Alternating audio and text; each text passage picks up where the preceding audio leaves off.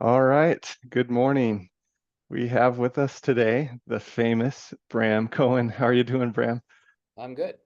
Good to It's be here. really exciting to meet up with you today. I've been really looking forward to this, Huh? getting to chat, get to know you better, and just go over, your experience and talk about Chia, of course, will be our main topic today. So before today started, I took a look at your LinkedIn profile. Mhm. I found it very interesting, and I just wanted to touch on some of the background stuff I saw in there. First of all, you're very well known for being the inventor of BitTorrent, Yes. right? All right. All right. So this was something that started in 2001, and you spent quite a bit of time on BitTorrent, right? Yeah, yeah, I did. That was a long period there. Um, it didn't take that long to get up and running, but I stayed with the company for a long time after that. So yeah. Um, and then eventually I left and started Chia. That was kind of the short story. Okay. And but leading up to BitTorrent, you already had like a strong interest in computers from a young age, right? Yeah, well, I had a sort of another well, a few claims to fame prior to that. So there had been a Core Wars tournament that I'd done pretty well in at one point. And there was and then like while I was in high school, I came up with walksat, which is the technique that like basically all the stochastic sat solvers are based off of. Hmm. Um, yeah, the um, so yeah, I'd been doing coding stuff. I was a programming prodigy as a kid. I was like doing stuff before that. I saw that on Wikipedia. If it's accurate, it said when you were as young as 5, you were dabbling with basic programming. Yeah, yeah. On the Timex Sinclair, it was. Um, yeah, it was this like really weird environment. It only had like 1K of memory, or I think maybe the one that I had like 2K of memory, and um, and had something really weird with the screen where like the last two lines of the screen were special and control the rest of it or something strange like that. And this was really, it was such a different era back then because like in basic there was no like clear distinction between like the interactive, what amounts to an interactive shell and your program editor. Just one thing you could do from the shell was edit your program in this incredibly clunky way where you would say like line number and then what the line of code should be, and it would replace that line number. But if you like didn't put space between your line numbers, you couldn't insert stuff between them. And there were like utilities for renumbering your lines. It was just ridiculous. It was Was this something that like your father, because I read too that your father was a computer programmer, right? yeah, he programmed as a hobby back then. He later on went on to become a computer science professor. But yeah. Well, was he there, playing with computers with you as a 5-year-old, showing you the Um ropes? yeah, yeah, yeah, yeah. He kind of taught me how to program. Um and yeah, I didn't get all that good at programming until I was like 12, but yeah. Still impressive. 12. So what languages, what was the evolution of your progress through computer science and It was programming? all over the place because I like learned some basic, and then I did a bunch of programming in Red Code, which is the programming language for Core Wars. And so there's if you're an old programmer, there's a bit of this attitude that like you don't really understand what the computer is doing unless you think in assembly. And I still have a tendency to like think in assembly. Apparently now I think in either assembly or basically Python at this point, but it's one of two modes for how my brain works, but in terms of how I envision the computer. I think there's a lot of utility of teaching programming by starting with assembly because you really learn from the base metal what the computer's really doing and it contextualizes a lot of what's happening there. Because if you're using like a dictionary from a higher level language, it's really obfuscating a lot of what's happening and a lot of the performance behaviors that it has. It's important to understand something about what it's doing on a lower level for context. Um, But um, but that's very out of favor now because it's really not motivational to start from there. You have to be a real weirdo to enjoy that as a start. Like the game Human Resource Machine is like sort of the last bastion I can point to of things that are teaching programming by starting with assembly. Um, Wow. I yeah. took assembly in college, and man, that was my most challenging computer science course, I thought. Just trying to write a program to calculate pi as Uh-huh. quickly as possible. That was one of our challenges, and that was quite Oh, difficult for me, at least. yeah. Um, the then well, calculating pi, there's all these algorithmic tricks to use on top of just numerical things. Um, so then after that, let's see. So I learned Java and JavaScript when they came out, and I was super excited about JavaScript, and then got burnt out on it because it was just so buggy at the And are time. you like going to the library to pick up books on this and teach yourself, or what does that There look were like? no books on this stuff. Like it was like no, I learned JavaScript before it came out. I was on like the Netscape news groups talking to Brendan Ike about it. Like it was um like finding bugs in it, the report. Yeah, a lot of stuff there just really weren't materials to be had on it. It was the early internet days, and you're just scraping up all you can and learning it. Yeah, yeah. So then yeah, oh yeah, so that was right. So what happened was I dropped out of college because it sucked, and then yeah, and then I worked at a bunch of startups you've never heard of. I moved to San Francisco. Can I interrupt you? Because this is Yeah, interesting about the college part. You did 1 year there, right? two. I was there for Two 2 years. years? Yeah, Okay. Like, was it feeling like a boring waste of time because it was too slow, or what was it for you? I was really bored. I just didn't see the point of me being there.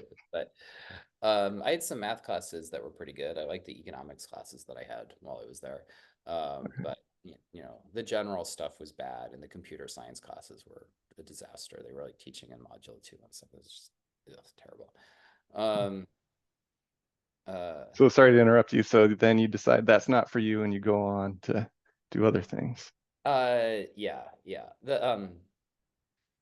Yeah, actually, so I liked talking. I would like go to the professors' office hours and talk to them. They were there. I did that when I was in New York as well. I'd like go to NYU and talk to the professors during their office hours because it's not like anybody else does. It's this really weird thing where they have office hours and people can come talk to them and nobody ever does.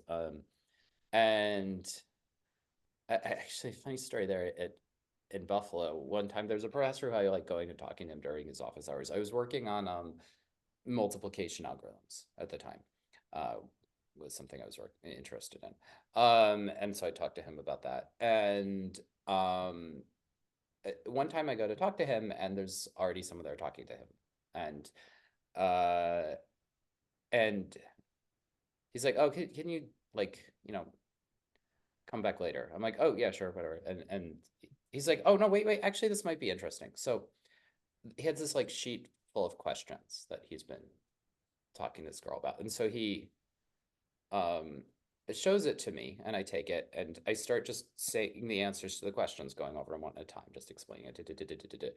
And this girl looks very flustered. and, and after like a few minutes, he goes, oh, okay, that's enough, thank you. I'm like, okay, sure. And he's like, here, come back in a bit. I'm like, all right, fine. And I leave, and then I come back when he said to come back, and she wasn't there anymore, and never brought this up again. And it was only like years later that I realized that she was probably like complaining about how hard this assignment was or something.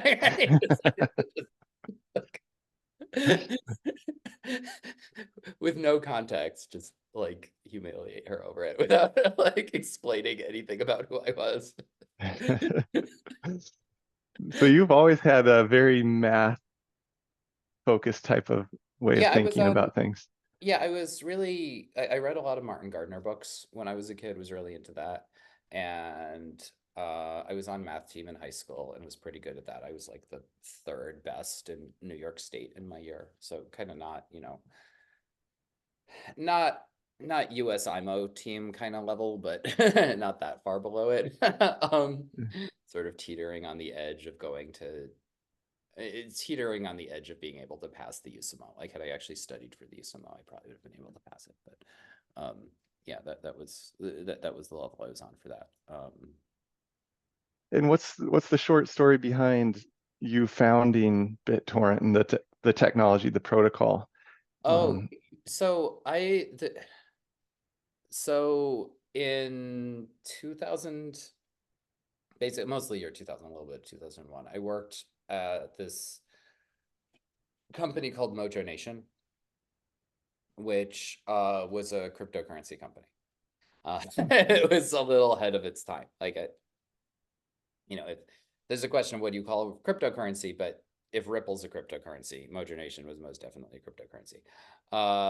And it was kind of a glorious failure. It was way, way too ahead of its time. It flamed out for a lot of reasons, but it pretty directly led to BitTorrent and Bitcoin. There was like a lot of lessons from that project that was pulled forward. I actually came across once some discussion, which I couldn't find again afterwards. Some people, I believe actually it was Ian Goldberg, was saying they'd looked into it and can't come to the conclusion that the big mistake, well, a big mistake Mojo Nation had made was didn't make like a testnet coin and the real coin. So like they were just we were handing out way too many of them when things hadn't been hashed out yet.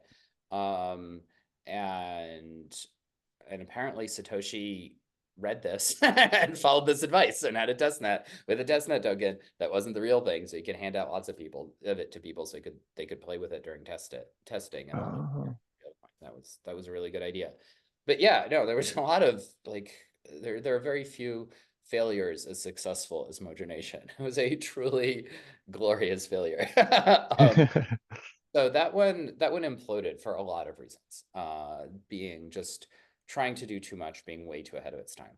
and let me interrupt you real quick. So that preceded BitTorrent, right? Right. So after that, so after working on that, I I felt like the only thing that I'd really managed to make that was interesting on Mojo Nation was the swarming distribution, which wasn't even on the obvious Mm. list of features for it, but that was where I had gotten somewhere doing something. And I felt it all had to be rewritten, but that was where something could be done. And so I decided I was going to make a product that just did that one thing and rewrite it all from scratch, and very narrowly just do that one thing. And I created BitTorrent. So that's the story Wow. of the genesis of BitTorrent. All right. And so that's really close in time too to the beginnings of Bitcoin, right? Um, it doesn't feel that close in time to me. Um, but let's see. Um, uh, so BitTorrent, a version of it rolled out, I believe, in 2001, and then it got kind of big in 2003. Like a version of it that didn't suck wasn't really out until 2003. Um, and that was when it started getting big. And then uh and then Bitcoin came out in 2009 and got Okay. polished over time. So kind of depending on exactly where you put your starting dates, there may be a year gap between them. And Bitcoin was named in homage to BitTorrent, like along the same lines. Um, that's uh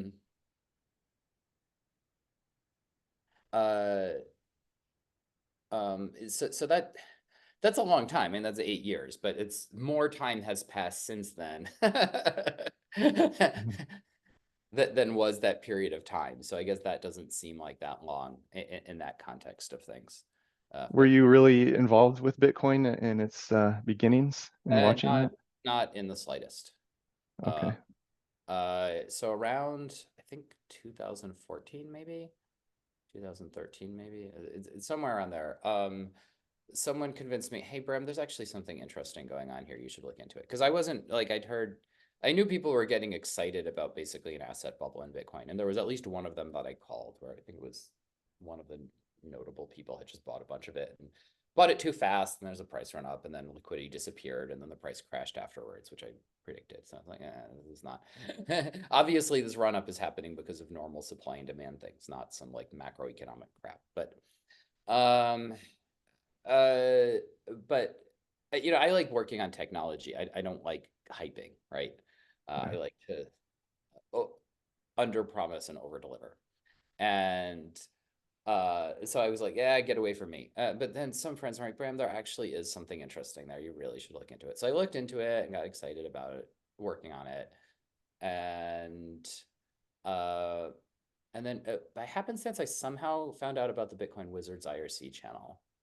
And I joined that, and immediately a whole bunch, everyone's like, "Oh crap, Bram is here!" And of course, everyone like immediately joins because they'd been expecting me. They knew I would show up sooner or later. So, um, and I spent a while spending a lot of my day just sitting in the Bitcoin Wizards IRC channel, chatting with people. And like whenever people would mention something, I'd make a note of it, and I just had this like long list of things to research. And so I'd be like, spending my days go, I'll read up on this and look up the thing and read through it and figure out what was going on there. And I was asking a lot of really dumb questions about how Bitcoin worked because the documentation was non-existent at the time. So you just had to talk to the developers. And there were a lot of things that were just like Bitcoin lore that were just not explained anywhere about what was going on, like important things about how the magic numbers worked and stuff. And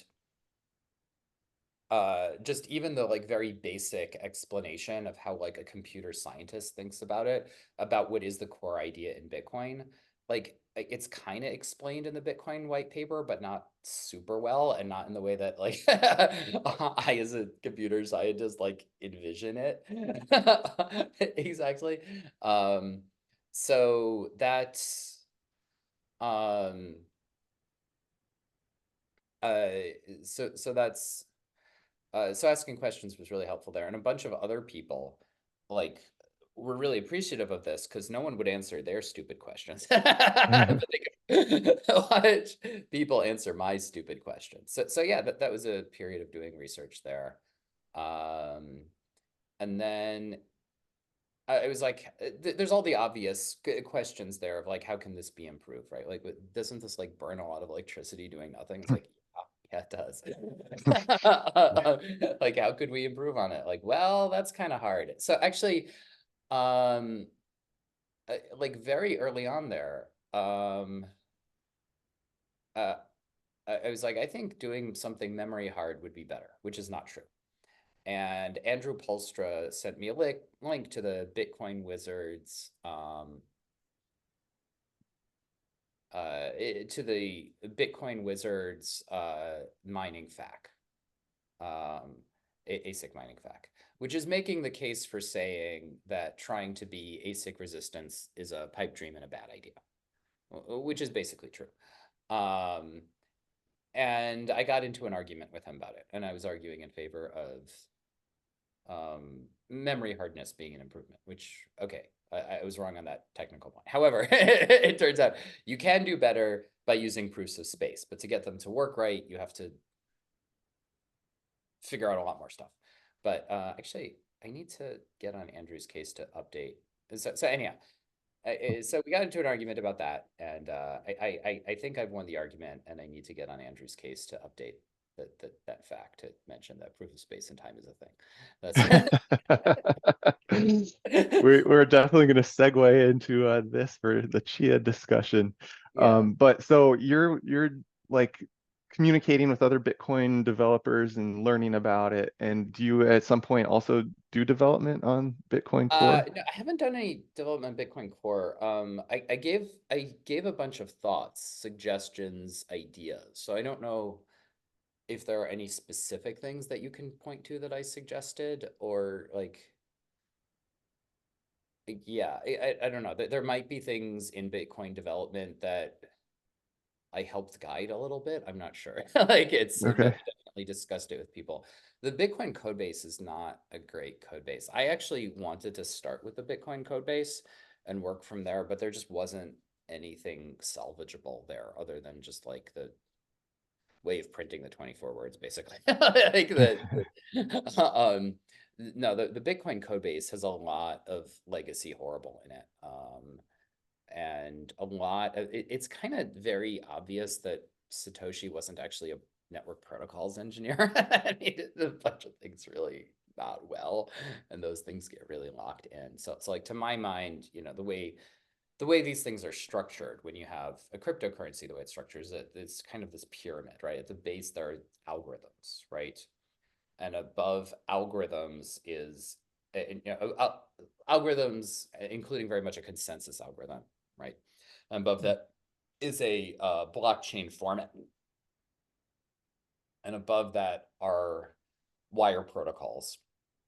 And above that is implementation, right? So then things are dependent on the things below them. That's how you envision how this thing works, and the way the dependencies go. And Bitcoin was not it's not written that way. So it's all kind of mashed together there, and yeah, it's nasty. So that's unfortunate.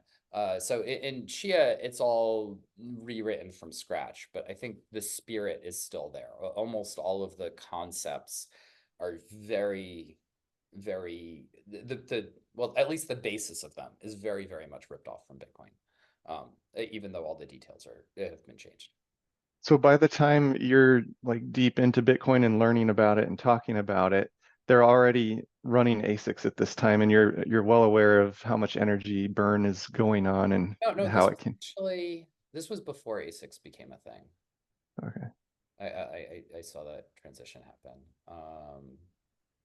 This was actually, when I first got into it, was before the network was even running at capacity.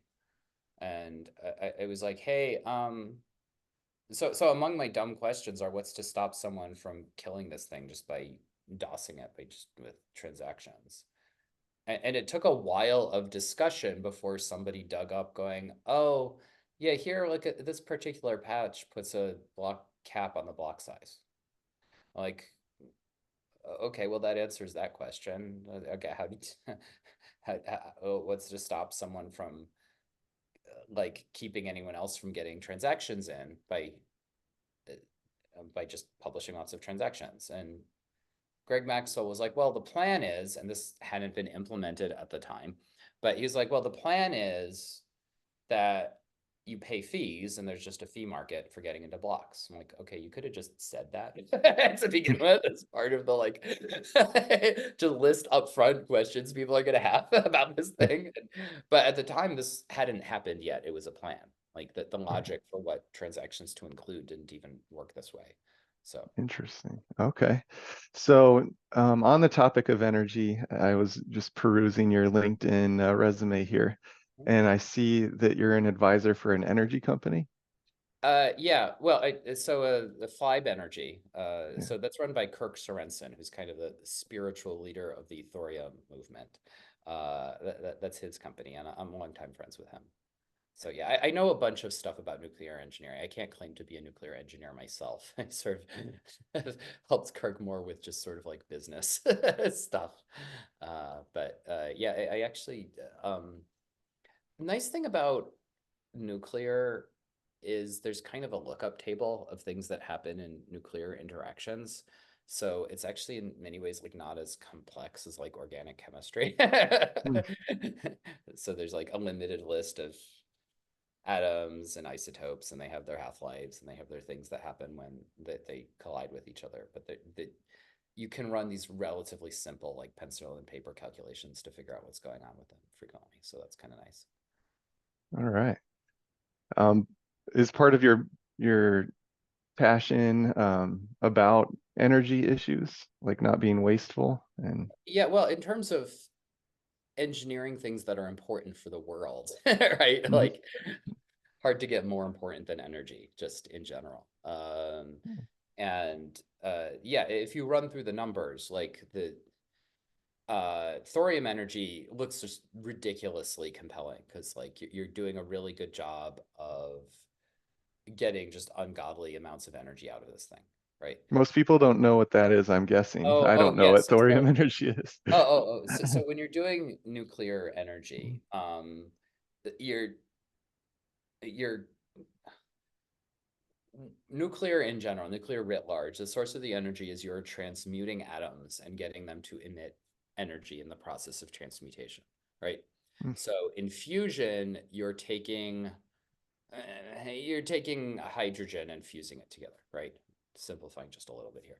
And in fission, you're taking these heavier elements and splitting them up, right? Because things kind of want to be iron basically in the middle. So things that are very low or very high in the periodic table are easier to get there, right?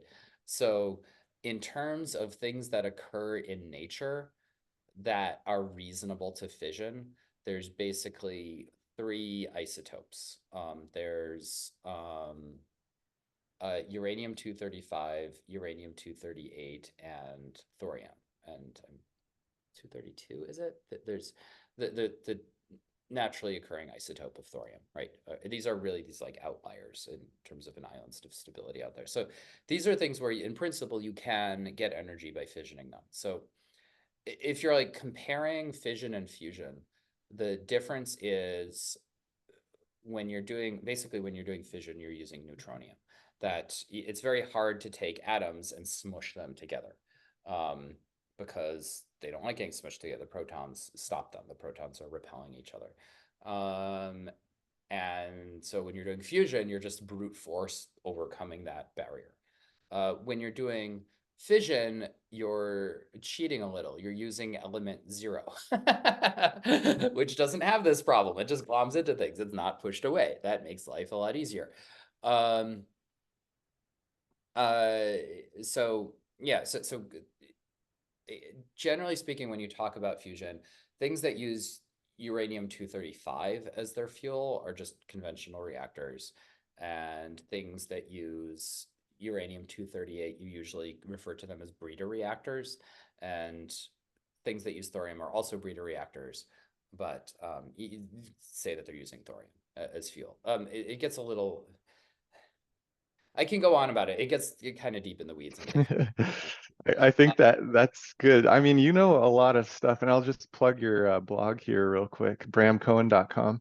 You Yes. talk a lot about very scientific stuff, and it's very broad, you know, everything Yeah. from I read about growing food on your blog to 3D Yeah. printing. So it's really interesting how wide of a breadth of knowledge you have and Yeah, stuff I you're interested post in. about just whatever's on my mind on it, just because I feel I have like a stock rant, and so the way I get it off my chest is I write it up.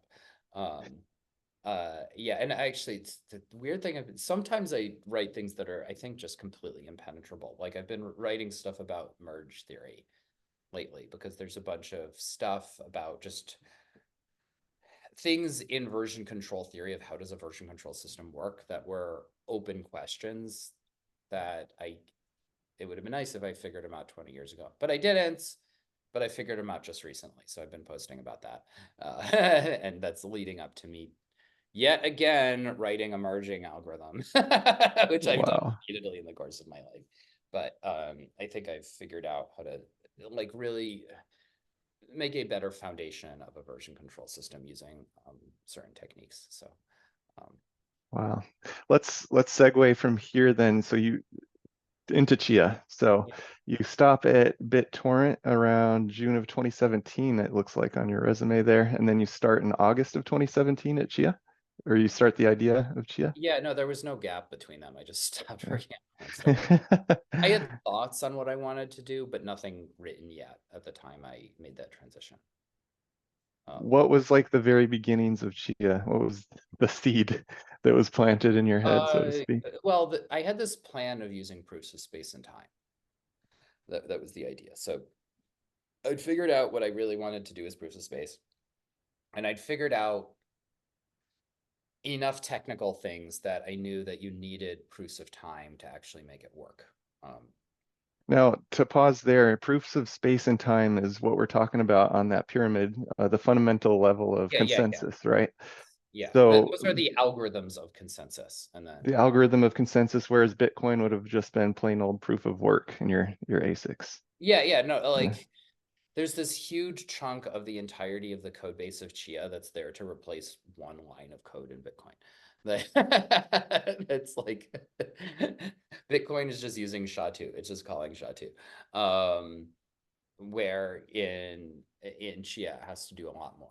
The it's hard to do this. Like I gave a talk at Bitcoin Devs where I was talking about how you can't get away from proof of work. When you try to get away from proof of work, you just wind up back where you started again. Things turn back into proof of work. The problem is you want some resource that people have that's completely commodity, that they ideally have excess quantities of, that they're literally throwing away, that you can't make a better version of, that's all exactly the same. And you want it to be that not only does it not require computation on top of it, but you can't use computation on top of it to get ahead.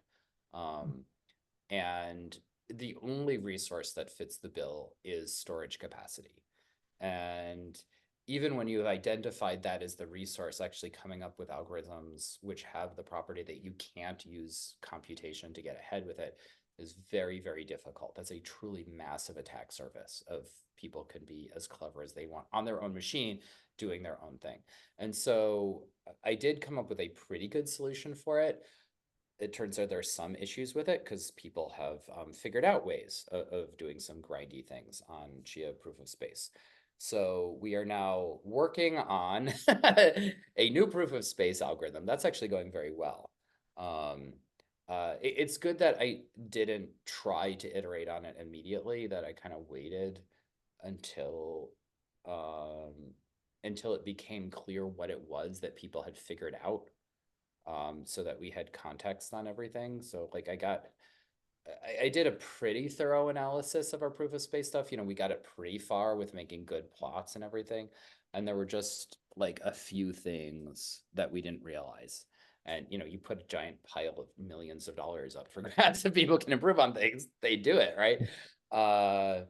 But yeah, now we know much better. And we've actually, I'm working with Dr. Nick now on who made Dr. Plotter on the next generation proof of space algorithm for Chia. And that's a hard fork. We don't like doing hard forks.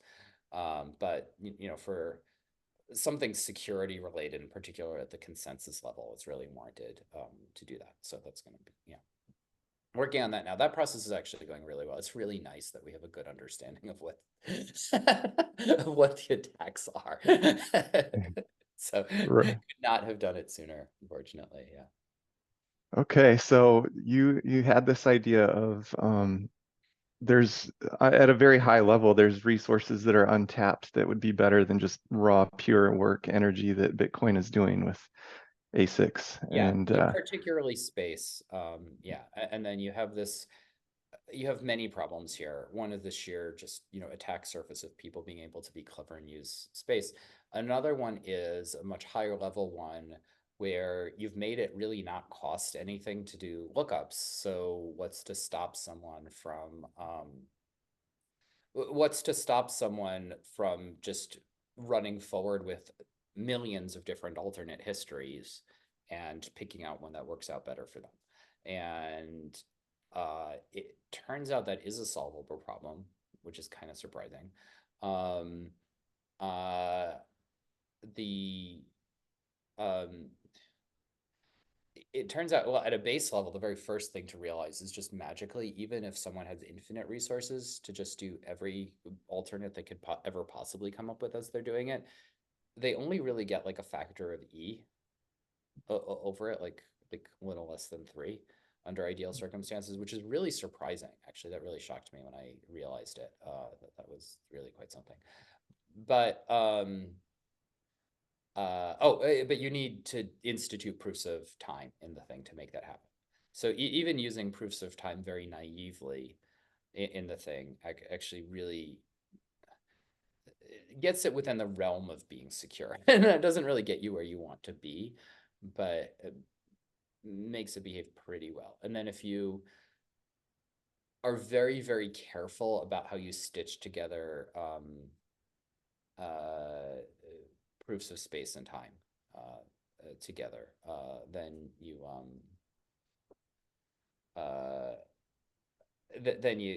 then it's possible to do better than that. So I had this plan to do proofs of space and time. It's like, okay, well, now we just have to invent proofs of space, invent proofs of time, and figure out how to stitch them all together. okay.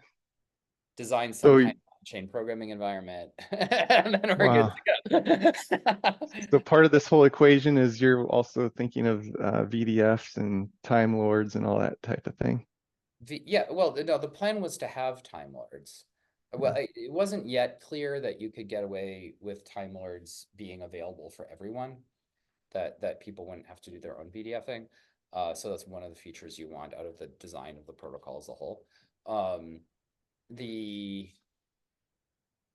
um, uh, but the plan was to have VDFs, but VDFs hadn't been invented yet, so that they had to be invented. There was, like growth was known, or sloth, I think it's called. Yeah, sloth, I think it's called.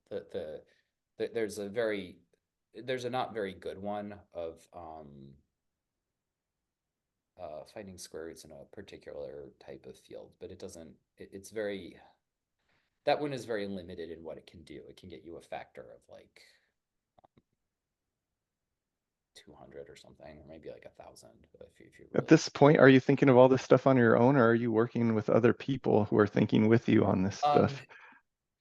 so I wound up, so that talk I mentioned where I talked about the difficulty of doing A6. The joke there, the punchline is at the end of the talk. I was answering question like, well, for proofs of space, I already had this plan of using space, and I had this idea that you could use proofs of time to make them actually work. And the and so I was like, well, if you look at proofs of space and take some ideas I have, some ideas other people have, put them all in Blender, do all the things, might work. By coincidence, Christoph Piechok, who was doing the academic proof of space project, which was more just like a theory thing of here's how you would do this, was sitting in the front row at this talk. And so after I finished talking, he walks up to me and goes, I think I know what proof of space algorithm you're thinking of, and it's busted. And I'm like, really? He's like, yeah. And so he explained Hellman attacks to me. Yeah. uh, and um, the yeah, so he explained Hellman attacks to me, and then so I was kind of bummed about this, and I wasn't sure what I was going to do. And then I had an idea, a thought about how to get around this, sort of an intuition. And so then I ran into Greg Maxwell and I told him my idea, and he broke it just off the top of his head. And we discussed this. I came up with a few more iterations. He broke them just in one conversation, going back and forth.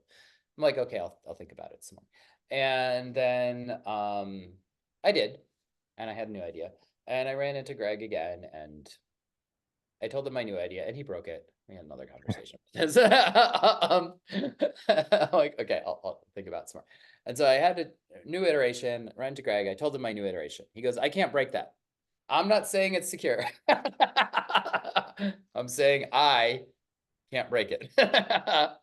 And so I mailed Christoph, and so back and forth, he understood what I was saying, and he broke it. And, and I thought about this a bit, and I iterated, and he broke it. And I iterated again, and he couldn't immediately see how to break it. But he was like, you know what? I'm just going to prove that this can't possibly work, just from a theory standpoint. So he already had this construction, which was very helpful. And so he went and worked his way through it, and much to his surprise, came up with a proof that it works. So that's the Wow. source of the Beyond Hellman paper, and that's the basis for the proof of space algorithm that we're using. Wow. So The you are collaborating with other experts in the Yeah. field. So Christoph and Dan Bonet, our advisors to the company, have been really invaluable. They're really, really good. Um, yeah. That's amazing. Who came up with all the terminology in Chia, like the plant-based theme and stuff like that? So I had the idea of calling it farming instead of mining. And so early in Chia, when there were hardly any people, we were having a meeting to discuss what the name should be. Because I was thinking of calling it Bram Cohen, and everybody hated that idea. But everybody keeps suggesting that name. Like, but that was a joke, Bram. All right, fine. So we're having a meeting to discuss names. And I mentioned that I thought of calling it farming instead of mining. Everybody loved that idea. And it is a slightly different process because it's not burning lots of power, and it has this whole convoluted thing with VDFs in addition to the proofs of space. So it is legitimate to call it something other than mining. And it's like on a technicality, it's not mining. It's kind of similar. Calling it farming is totally appropriate. The and so it's like, hey, maybe we should do something farming based. So I always, when I'm advising people about what to do for names, it's always like, do not use misspelled names. That was cautioned. It's a very bad idea.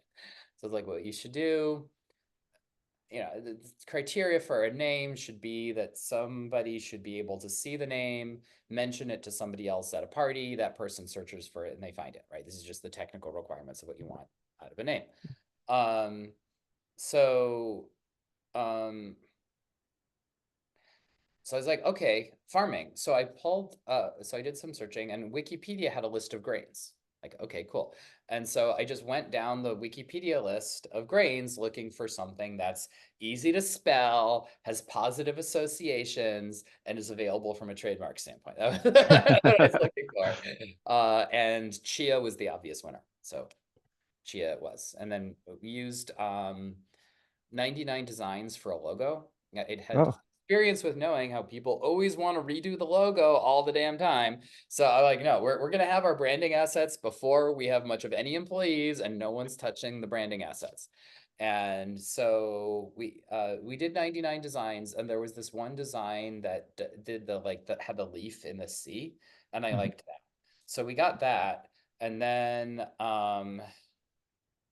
we iterated on a bit. So there were a few steps of cleanup that happened.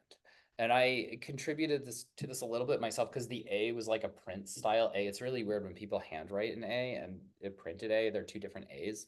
mhm. And originally it had the like print style A, which I thought looked really inappropriate for it because that looks like really formal. So I had it changed, but it looked wrong. So I actually went and looked at a bunch of typefaces to figure out what they did for the A to make it not look wrong. And it turns out like the descender in print, that when you do A's, that descender like extends up a bit to make it not look weird. So I had that done. And then there was someone in our community who was like a designer, and we like paid him just to do a pass over it, and he did like very subtle tweaks of the whole thing.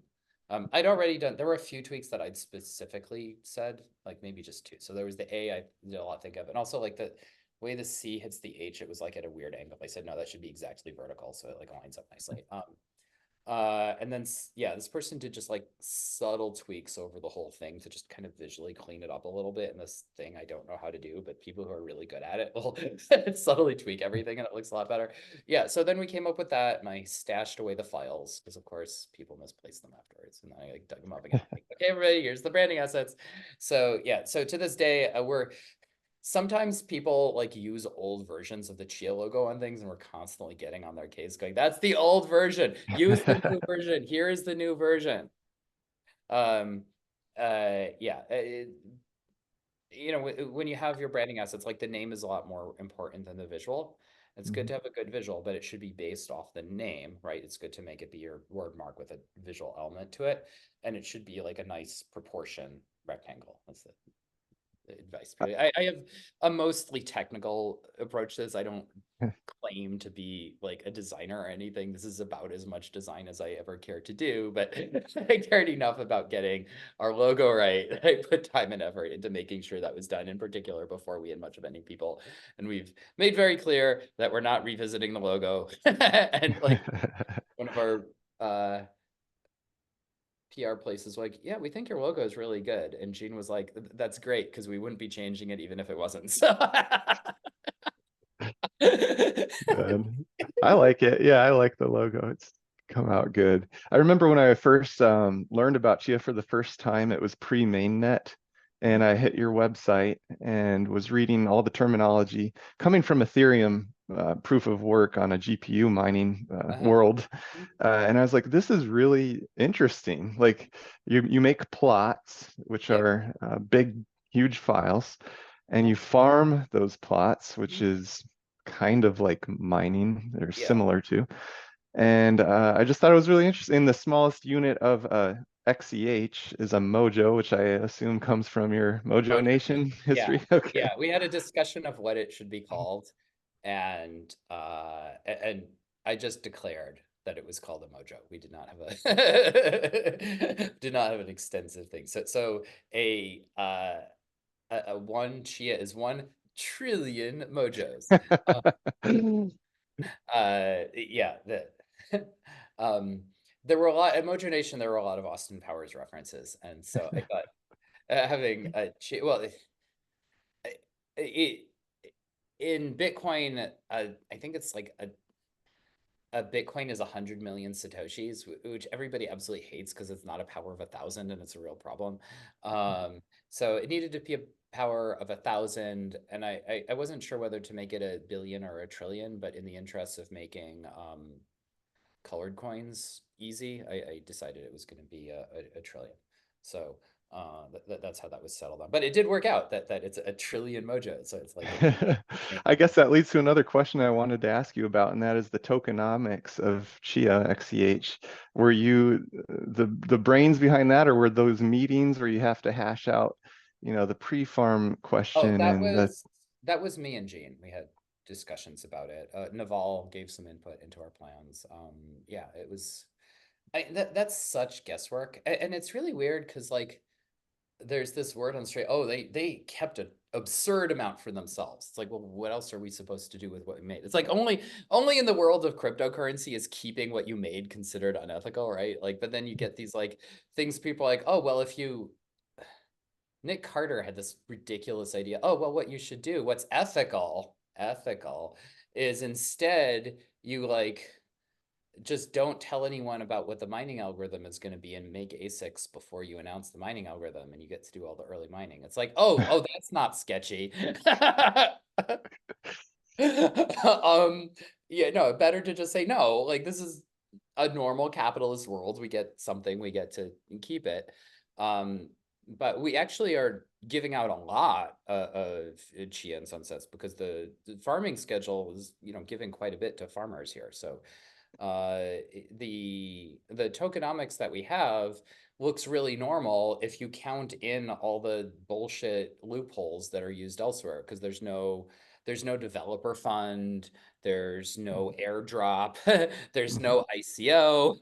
Like once you factor in all those things, it's like, no, actually, it looks like what we're doing is actually very generous towards farmers. Um, if and you're the just 21 million, was that in homage to that's an Bitcoin? homage, yeah, yeah. Okay. Gene was very insistent on that, so that was the And trailing emissions, how did that come about?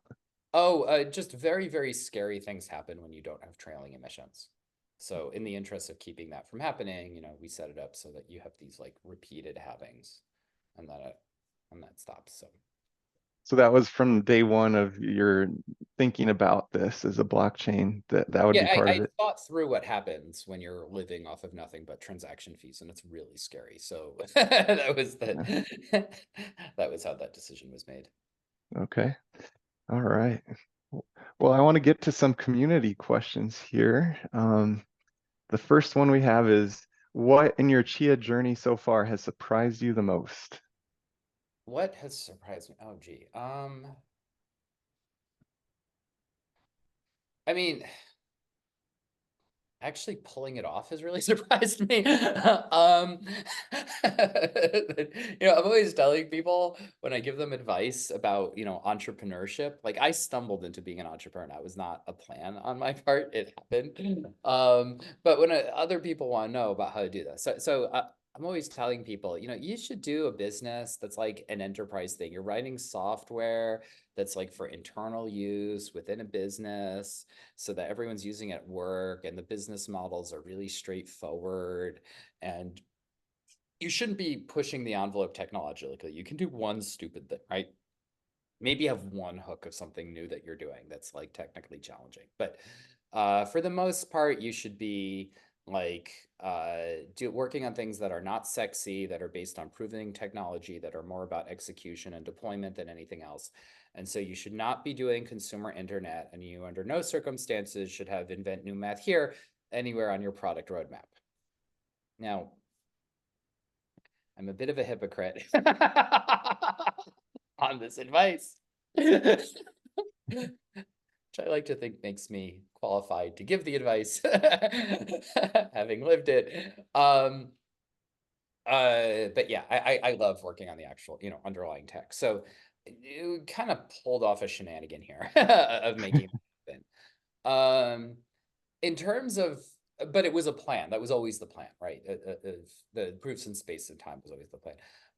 Something that maybe surprised me more was the direction that the on-chain programming environment has taken. Like, I didn't decide up front, oh, we're going to do Lisp. That was like, I had a bunch of thoughts of what to do and notes on it, and I didn't like them. And so I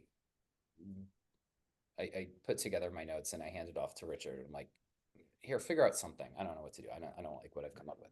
And he was like, I think we should use Lisp because the big feature is sandboxing, right? And there's a question of how do you do sandboxing? And it's like, well, if you just have no side effects, you don't have to worry about this. You have no side effects. Everything is sandboxed, always, all the time. It's great.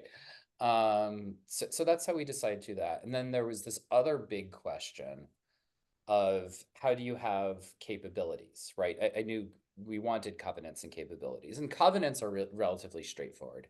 But there's a question of how do you do capabilities? And I came up with this trick, and I remember exactly where and when it was that I came up with this trick of how to do capabilities. And it's really like I don't know whether this is like a deep, profound insight or a silly hack. Like it seems to be there's a weird transition. People either find it an impenetrably opaque concept or completely trivial with like nothing in between. That the idea is you have backward the idea is a capability is a covenant that points backwards in time. You're using the contrapositive. So if you want something to have a capability, it says, well, you have this like shell around your puzzle, right? And it enforces the rules. And it says, well, either my parent must have also had this same shell around them, or must have been the thing that created this capability in the first place. And if your parent had the shell, well, they had enforced the same rules. So their parent had the same thing. So eventually, somewhere in that history, the thing that actually created the capability was there. And that's the trick, to have capabilities without having to make up some format of data, of metadata to ascribe what the capabilities are. James Prestwich once commented, looking at what people were doing for new models, he's like, really the extended UTXO model is winning out after naming a few things that were doing stuff. And with Chia Lisp being one of them. I'm like, Chia Lisp is not in the extended UTXO model. Chia Lisp is in the dumbed down, stupid, it's so dumb you can actually like do this trick in it UTXO model. It is not extended in any way, shape, or form. In fact, it's made stupid. The whole point is that it's simplified enough that the language can very easily parse and introspect on its coin format, which is very, very hard to do in Bitcoin because the UTXO formats are so nasty. Okay. Well, this is a very hot question coming up next, and that is, what's the status right now on the poker and state channel Yes. gaming progress? Right. Yeah. Oh, that's been taking a while, hasn't it? The status of that, you can follow development in real time. It's being checked in, right? The status on that is I got a spec done. Often when I'm like writing specs, you can't really see what's happening all that much. So, um, I figured out what the initial suite of games is going to be that we're going to support out the gate with it. And this particular poker variant is one of them, kind of the headline one. There's three. There's one that's there's another one that's basically two-player Wordle. And another one is kind of a close relative of closed Chinese poker, which is it's a really fun game, not a super deep one, but it's like the one that we're doing that's the substitute for implementing rock paper scissors. Right, like just using like legitimate games of skill even for our most simple reference thing. And these games together kind of hit a bunch of the edge cases of things, that interesting things that can happen, and show you how to work in the system. So they're meant to be both good examples of games themselves and to show other people what kind of game elements are well supported by this medium and how to go about doing that. So I have the on-chain portions of those implemented. I have the on-chain everything else about state channels implemented, and the off-chain stuff that handles all of that.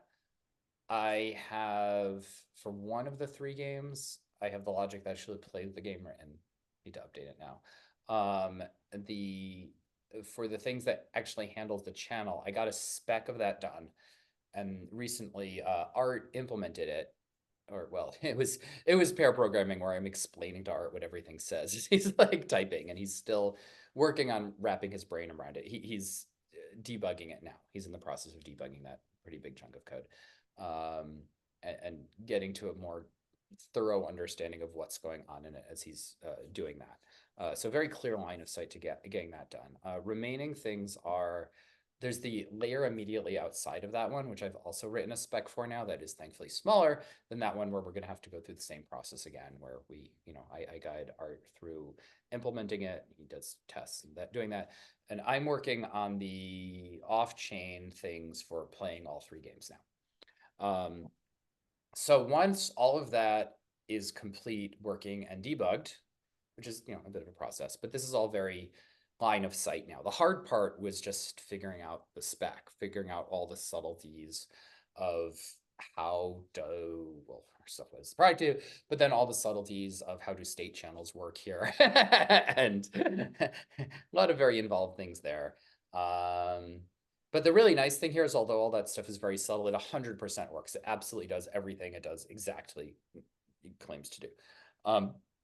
So that's all a bunch of work, but kind of very straightforward line of sight to getting that done. Once that batch of work is done, then the core of this thing is ready, right? At that point, we'll be able to like throw a bunch of resources at it and just build it out into a real working application. So I am hoping, I hate saying timeframes because it makes people freak out, but Yeah. I'm hoping to get that out before the end of this year. Very cool. All right. That's looking like it So, might happen. so for people that might not be familiar with this whole topic of what we're talking about, and correct me if I am wrong, gaming state channel is sort of like a layer 2 where there's stuff happening, and then at the very end, it'll be recorded on the blockchain, and Yeah, that's well, to save. it's netting out, right? So like it's like, the way banks work, with the way banks scale is they net out. And so this is, state channels are also well, payment channels are also netting out. So when people say layer 2, there's really 2 very, very different visions of layer 2, right? One of them is, we're going to make a side chain. We're going to make this one singular gigantic thing that everything is getting dumped off of. And there's a lot of states sitting on the side chain. Another one is, we're going to have payment channels, right? So counterparties are going to make payment channels between them, and you're net settling between the counterparties in these very small things. And then if you want to do things with things that are far away, you kind of route through everyone in the middle, right? And I wanted to make a payment channel network, right? That's part of the grand vision. And that I think is a much simpler approach than having side chains, and actually solves the scaling issues rather than just punting them to a side chain, which isn't really fixing anything.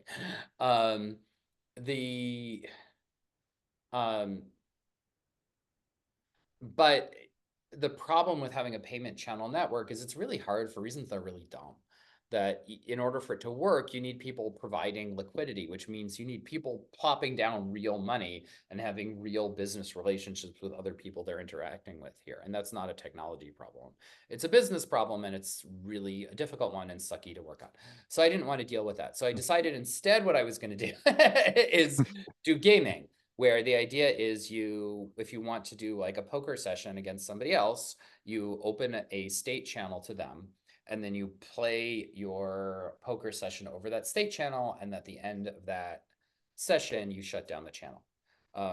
Poker is a very good fit for this because poker is designed under very most circumstances. Poker is a game designed to be played between assholes who don't trust each other. And um, and so it has a lot of the features that you want, actually, that it's like a poker session is not one long game. It's like a long series of very, very short games, each of which is completely self-contained and has very few turns on it. And you can really just like rage quit in the middle of a cash game, right? You could just get up and walk off almost anywhere. Like not right in the middle of the hand, but hands are so short that you can pretty much just get up and leave. And that's a very, very good fit for this, because fundamentally what's happening here is whenever there's a problem, the fallback is you're not playing over the state channel anymore. Now it has to go on chain, and whatever hands are pending at that time now need to be finished on chain. That's the rules for that. And so you want those games to the games that you're playing to have as few turns in them as possible, because when you're playing on chain, that's potentially expensive because you're paying transaction fees, and it's like 5 minutes a move. It's like pretty unpleasant at that point. So yeah, that's Very good. why poker there. And there's a bunch of other subtleties. It turns out poker's not a completely perfect fit, so I'm doing some tweaks. Like the thing I'm supporting initially, like, has no card replacement value. You're like playing with an infinite deck, and then to keep it from getting weird, the rules are tweaked a little bit to make that make sense. But yeah.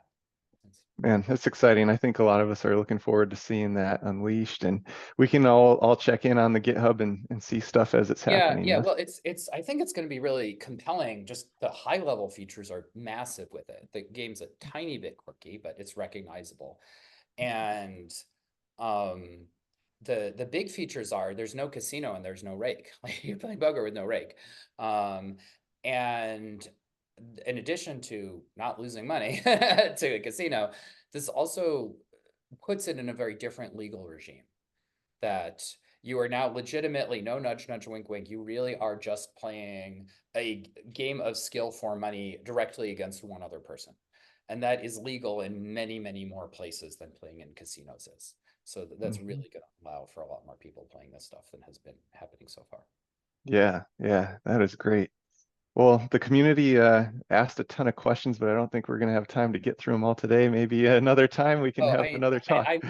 I'm a huge chatterbox, and I get this. So, yeah. But yeah, thank you so much for your time today, Bram. It was awesome to get to meet up with you and hear your thoughts on all of this stuff. And I'm blown away with your expertise in math and computer science, and we could probably talk for 10 hours on this stuff, but we got work to do, right? Yeah. I really like talking about all the stuff that we're doing here. So yeah. Well, thank you so much for the time today and for being part of this big project that I've been following for almost 4 years now. So it's been an honor to meet up with you today. Yeah. Oh, thank you. This was a lot of fun. All right. All right. Well, see you on the Discord someday again. Oh yeah. Sorry. I don't like using chat. It's just not a very efficient form of communication, so I don't do it very much. That's it. Yeah. But no, I'm hard at work at Chia for sure. We get it. All right. Well, good to talk, and you have a good weekend. Yeah, you too. Thanks. All right. Take care.